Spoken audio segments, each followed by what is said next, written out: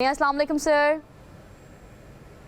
वालेकुम अस्सलाम। Sir thank you so much for joining us for good morning public. Sir कहिएगा, ताहयात नाअहली case जो है उसका कल फैसला 7 रुकनी जजेस जो थे उन्होंने सुनाया और उसमें से 6 जो है उन्होंने इसके हक में फैसला दिया और 1 जो है वो अगेंस्ट थे। कल अदम करार दे दिया गया है ताहयात नाअहली को, फिर नवाज शरीफ को रिलीफ मिला, जहांगीर तरीन को भी मिला। तो आप क्या समझते हैं कि टेक्निकलिटीज़ क्या है इस खासतौर पर इस कानून की, इस आर्टिकल की, और उसके बाद ये फैसला आपकी नज़र में कैसा है? बहुत शुक्रिया जी। इस फैसले के अगेंस्ट पार्टी स्टैंड से वो अभी जो भी आएगा वो बात की बात है। बहरहाल मैं मोहम्मद अजहर सिद्दीक इसकी अपील फाइल कर रहा है कि ये फैसला आईने पाकिस्तान 1973 की खिलाफ वर्जी है। सुप्रीम कोर्ट को ये इख्तियार नहीं था कि इस तरह का उन्होंने हुक्म पास कर दिया है, ऑर्डर जारी कर दिया है, और ये आईने और इस्लामी दफात के भी बहुत ये खिलाफ है। सेक्शन 232 अभी भी आइन की किताब में पड़ा हुआ है और मैं हैरान होता हूँ। सुप्रीम कोर्ट कहती है मेरे पास ज्यादा चैलेंज, भैया आपके पास आ चुका है, आपके नॉलेज में आ गया, कोई चैलेंज करे या ना करे, सुप्रीम कोर्ट का एक काम है। जब आप एक फैसला कर रहे हैं तो 232 पे भी आपको फैसला करना है। तो 232 सेक्शन को, उसकी वायरीज को मैं बाकायदा चैलेंज कर रहा हूँ। मैंने पिटीशन कंप्लीट कर ली है। और ये देखिए, इशू ये नहीं है, अभी तक तो बड़ी सिंपल सी बात है कि नवाज शरीफ को जिस केस में सजा हुई उसमें उन लोगों तीन लोगों ने तौहीन की, 3 लोगों को तौहीन अदालत में सजा हुई और ना उसने तौबा ताइब की, यानी मजाक बना लिया हुआ है आपने। एक बंदा साहब अकामा छुपा रहा है, ये भी रिकॉर्ड की बात है। आज तक मनी ट्रेल उसने नहीं दी, यानी कैसा ये निजाम है कि एक करप्ट आदमी को आपने इतना फैसिलिटेट किया। आज़र सिद्दीक साहब, एक तरफ तो ये सूरत हाल है जो हम देख रहे हैं कि कल जिस तरीके से रिलीफ मिला नवाज शरीफ साहब को, और इससे पहले हमने देखा एयरपोर्ट पर क्या मामलात हुए, लेकिन कहीं ना कहीं फैसले हो चुके हैं कि नवाज शरीफ साहब को हर सूरत हाल में रिलीफ दे के उस मनसब तक पहुंचाना है जिसकी वो ख्वाहिश रखते हैं। सर ऐसे में अगर पीटीआई की बात की जाए तो बहुत सारी चीज़ों के हवाले से, खासकर बल्ले का मामला जो है उसको भी थोड़ा सा डिले कर दिया गया, दीगर मामलात को उसी तरह सुना नहीं जाता। आप क्या देखते हैं कि कहीं ना कहीं रिलीफ ऐसे में खान साहब को भी मिल सकता है जिस तरह नवाज शरीफ साहब को, या उसी तरह मामला होगा जो 2018 में हमने देखा?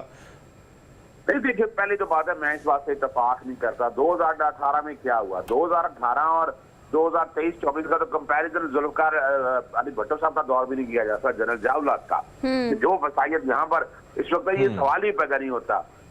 हमारा हक है, नोट कर लीजिएगा, आज बल्ले का निशान पाकिस्तान तहरीक, नोट कर लीजिएगा, मैं आपके सामने खबर ब्रेक कर रहा हूं। सर नोट कर रहे हैं। 4 बातें जेहन में रख लें आप जी।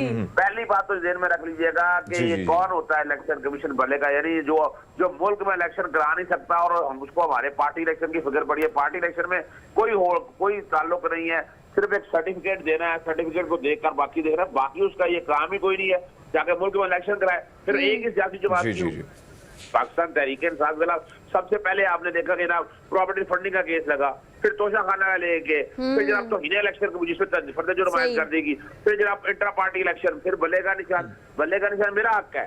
भले देखिए, पाकिस्तान में लोगों के नाम पे वोट नहीं पड़ती हैं, यहाँ जमाती इंतखाबात होती है तो इंतखाबी निशान पे होने हैं, और यहाँ पर पढ़े लिखे लोग कितने हैं। तो इसलिए यानी मैं खुद उम्मीदवार हूँ, मुझे चाहिए बल्ले का निशान भी, मेरे वोटर को चाहिए बल्ले का निशान। इलेक्शन कमीशन को होता है, उसे क्या प्रॉब्लम है इस वाले से, यानी वोट। और आर्टिकल 17 के तहत अगर किसी सियासी जमात में पाबंदी लगानी है तो वो पाकिस्तान की सालमियत के खिलाफ पाबंदी लगाएंगे।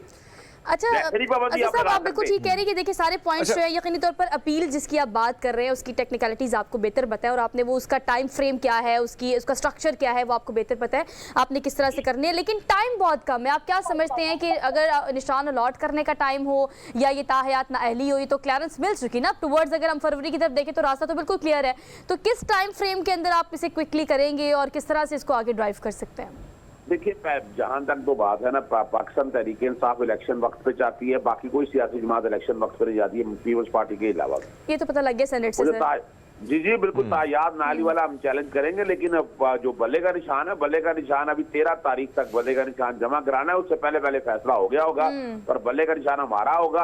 और आप ये नोट कर लीजिएगा, मैं आपको एक खबर में पहले भी कहता हूँ और बाद में भी कहता रहता हूँ, इमरान खान साहब की तोशाखाना में जमानत होगी हुई है। इमरान खान साहब की सैफर में जमानत होगी हुई है। 9 मई में इमरान खान साहब का ताल्लुक नहीं है। 190 बिलियन पाउंड अल कादर और जो नया तोशाखाना नैब ने छेड़ा है उसमें भी जमानत बहस तकरीबन होगी हुई है, उसमें भी जमानत एक आध दिन में एक्सपेक्टेड है।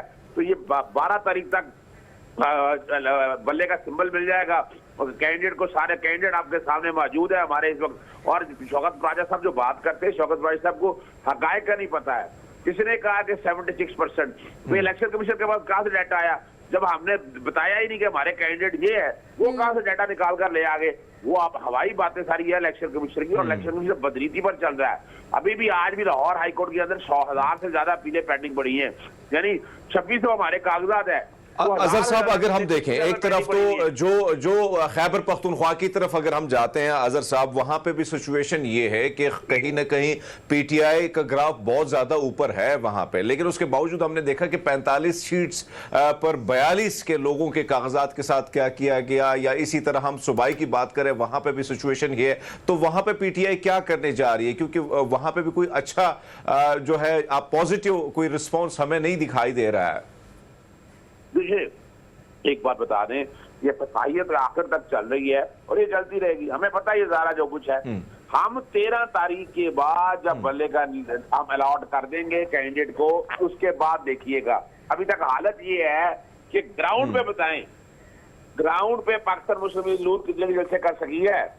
पाकिस्तान पीपल्स पार्टी फिर थोड़े से 1-2 जलसे कर लिए उन्होंने, और बाकी सियासी के बाद किसी जलसे कर लिए। भाई हम हमारे डर और खौफ से हाल ये है कि कोई भी रोका है कैसी सियासी जमात को? जाकर जल्दी जुलूस करे, बाहर निकले, लोगों से वोट मांगे।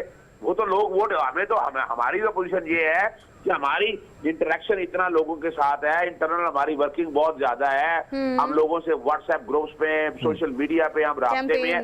ग्राउंड पे जैसे ही ये सारा मामला बल्ले का निशान आता है तो फौरन हम ग्राउंड के अंदर ही मौजूद होंगे, बस जल्द से जल्द आपको फर्क दिखा देंगे और बता देंगे लोगों का। और याद रखिएगा, अजहर सिद्दीक साहब, परवेज खटक साहब कहते हैं कि मेरा मुकाबला सीधा सीधा जो है किसी और जमात के साथ नहीं है, मेरा खान के साथ मुकाबला है और पता लग जाएगा खैबर पख्तूनख्वा के इलेक्शन में। आप कैसे देखते हैं परवेज खटक के इस चैलेंज को? सर परवेज खटक को अच्छा, वो तो बेचारे बीमार आदमी है, पता नहीं इलेक्शन भी लड़ सकते हैं नहीं लड़ सकते, घर से निकलेंगे कैसे वहां, और उनकी मकबूलियत क्या है वो आप लोगों को अंदाजा हो जाएगा।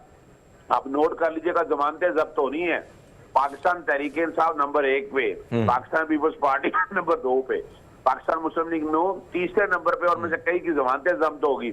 और तरीके इस्तेकाम पाकिस्तान किसी के साथ एलाइन ना हो ना, ये सारे ना ढूंढे तो इनकी जमानतें जब्त हो रही है, वो सारे ढूंढ के थोड़ा बहुत बेचारे बच जाएंगे, वरना हालत बहुत पथरी है उन लोगों की। ठीक है अजहर सिद्दीक साहब, ये जो रैंकिंग आपने हमें दी है ये अब आईसीसी की तो नहीं, पीआईआई की तो जरूर हो सकती है। Thank you so much for being here.